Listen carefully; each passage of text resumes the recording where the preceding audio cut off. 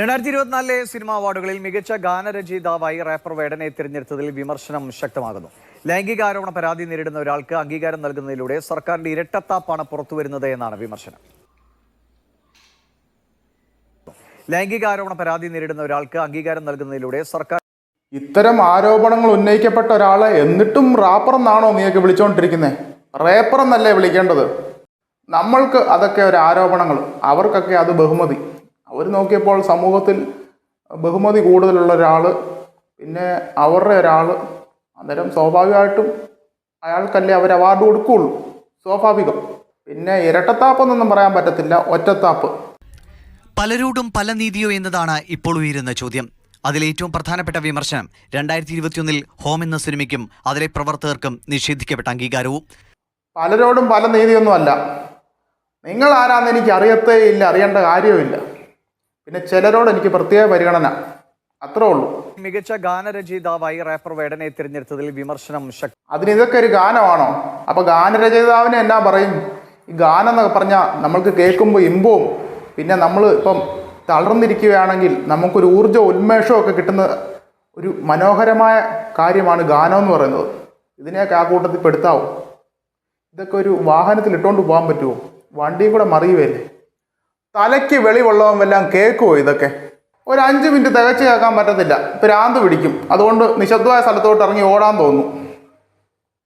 അതിനൊക്കെ ഈ അവാർഡ് കൊടുത്തേക്കുന്നത്. വിവാഹ വാഗ്ദാനം നൽകി പീഡിപ്പിച്ചെന്ന യുവ ഡോക്ടറുടെ പരാതിയിൽ വേടന് ജാമ്യം കിട്ടിയിരുന്നു. കിട്ടും. അവാർഡ് മേടിക്കാനായിട്ട് ജാമ്യം കൊടുത്തതായിരിക്കും. കഞ്ചാവ് കണ്ടെടുത്ത കേസിലും വേടൻ പ്രതിയായി. പിന്നെ ഈ വരികൾ എഴുതുമ്പം കൊതുക് കടിക്കാതിരിക്കാനായിട്ട് പോയിക്കുന്ന, പിന്നെ പ്രകൃതിത്വ ബോൺബിറ്റായും ഈ വരികൾ എഴുതുമ്പം പുതിയ പുതിയ വരികൾ കിട്ടാനും ഐഡിയ കിട്ടാനും ഉന്മേഷം കിട്ടാനും എല്ലാമായിട്ടുള്ള ബോൺബിറ്റ. അത് അത്രേ ഉള്ളൂ. ഇത്രയേറെ കേസുകൾ നിലവിലുള്ള ഒരാൾക്ക് സർക്കാർ ഒരു അംഗീകാരം നൽകുമ്പോൾ അതെന്ത് സന്ദേശമാണ് സമൂഹത്തിന് നൽകുന്നത് എന്നതാണ് സമൂഹ മാധ്യമങ്ങളിൽ ഉയരുന്ന ചോദ്യം. നിങ്ങൾ ഈ സമൂഹ മാധ്യമങ്ങളിൽ ചോദ്യം ഉയർത്തിക്കൊണ്ടിരിക്കുകയുള്ളൂ. നിങ്ങളെ കൊണ്ടൊന്നും ഒരു ഗുണവുമില്ല. അത് പിന്നെ സാമാന്യ ബുദ്ധി ഉപയോഗിച്ച് ചിന്തിച്ചാൽ തന്നെ അറിയത്തില്ലേ, കാട്ടാളന്മാർ ഭരിക്കുന്നിടത്ത് വേടക്കുഞ്ഞുങ്ങൾക്കല്ലേ അവാർഡ് കിട്ടത്തുള്ളൂ, സ്വാഭാവികം. വരികളുടെ മികവിനെ കുറിച്ചുള്ള ചർച്ചകളിൽ അനുകൂലിച്ചും പ്രതികൂലിച്ചും വാദങ്ങളുണ്ട്. നിങ്ങൾ ഈ വരികളുടെ മികവിനെ ചൊല്ലി അനുകൂലിച്ചും പ്രതികൂലിച്ചും ഉള്ള തർക്കമൊന്നും ഉന്നയിക്കണ്ട. ഒരു ജൂറിയോടും ചോദിക്കണ്ട, ഒരു പണ്ഡിതനോടും ചോദിക്കണ്ട. ഒന്നെങ്കിൽ പണി കഴിഞ്ഞ് വേർത്ത് കുളിച്ച് മടുത്തു വരുന്ന ഒരു കൂലിപ്പണിക്കാരനോട്, അല്ലെ സ്വന്തം ജോലിയെല്ലാം കഴിഞ്ഞ് തളർന്ന് ഉറങ്ങിക്കിടക്കുന്ന ഒരു സാധാരണക്കാരനോട് കൊണ്ട് ഇത്തരം പാട്ടുകൾ വെച്ച് കൊടുത്ത് നോക്കണം. അവൻ എഴുന്നേറ്റ് വന്ന് അത് മൊത്തം തല്ലിപ്പൊട്ടിച്ച് ദൂരക്കളയും. അന്നേരം അറിയാം ആ വരികളുടെയും ആ പാട്ടിൻ്റെ നിലവാരമൊക്കെ. കലാകാരൻ എന്ന് പറഞ്ഞാൽ മനസ്സിൽ നന്മയുള്ളവനായിരിക്കണം, മറ്റുള്ളവർക്ക് മാതൃകയായിരിക്കണം. അതായത് മറ്റുള്ളവരുടെ മുമ്പിൽ ഒരു ദുശീലവും പാടില്ല, നല്ല ജീവിതം ജീവിച്ച് മറ്റുള്ളവരുടെ മുമ്പിൽ കാണിച്ചു കൊടുക്കണം. അവിടെ പണത്തിൻ്റെ ഇതൊന്നും വെച്ച് കലാകാരനെ ഒരിക്കലും അളക്കേണ്ട ആവശ്യമില്ല.